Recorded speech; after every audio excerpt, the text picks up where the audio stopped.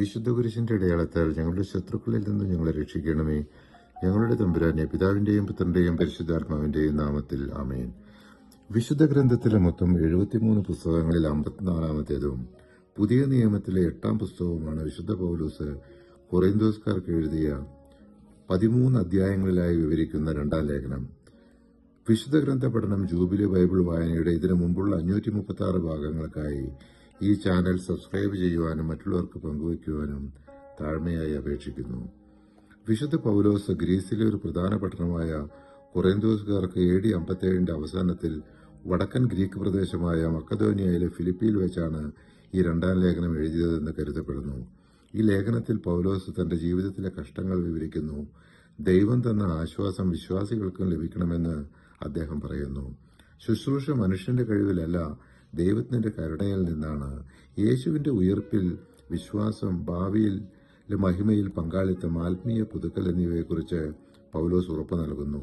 പൗലോസ് തന്റെ ശുശ്രൂഷയിൽ നേരിട്ട പീഡനങ്ങൾ, യാത്രകൾ, അപകടങ്ങൾ, ദൈവത്തിന്റെ ശക്തി എന്നിവ ഇവിടെ തുറന്നു പറയുന്നു. ഇതിലെ പ്രധാന സന്ദേശങ്ങൾ: വിശ്വാസികൾ നേരിടുന്ന കഷ്ടങ്ങളിൽ ദൈവം ആശ്വാസം നൽകുന്നു. മനുഷ്യന്റെ ദൗർബല്യത്തിൽ ദൈവത്തിന്റെ ശക്തി പ്രകടമാകുന്നു. ദൈവത്തിന്റെ കൃപ മാത്രം മതി. പുറമേയുള്ള മനുഷ്യൻ ക്ഷയിച്ചാലും അകത്ത മനുഷ്യൻ പുതുക്കപ്പെടുന്നു. യേശുവിന്റെ ഉയർപ്പ് വിശ്വാസികൾക്ക് ഭാവിയിലെ മഹിമയുടെ ഉറപ്പ് നൽകുന്നു.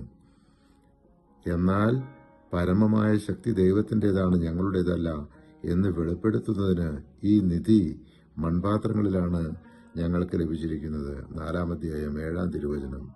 ഇതിൽ മൺപാത്രം മനുഷ്യന്റെ ദൗർബല്യവും പരിമിതിയും സൂചിപ്പിക്കുന്നു. മൺപാത്രം എളുപ്പത്തിൽ പൊട്ടിപ്പോകുന്നു. നിക്ഷേപം എന്നത് ദൈവത്തിന്റെ സുവിശേഷവും പരിശുദ്ധാത്മാവിന്റെ ശക്തിയും. എന്നാൽ അവിടുന്ന് എന്നോട് അരുളി ചെയ്തു, നിനക്ക് എന്റെ കൃപ മതി, എന്തെന്നാൽ ബലഹീനതയിലാണ് എന്റെ ശക്തി പൂർണ്ണമായി പ്രകടമാകുന്നത്. ക്രിസ്തുവിന്റെ ശക്തി എന്റെ മേൽ ആവസിക്കേണ്ടതിന് ഞാൻ പൂർവാധികം സന്തോഷത്തോടെ എന്റെ ബലഹീനതയെക്കുറിച്ച് പ്രശംസിക്കും. 2 കൊറിന്ത്യർ 12-ാം അധ്യായം 9-ാം തിരുവചനം.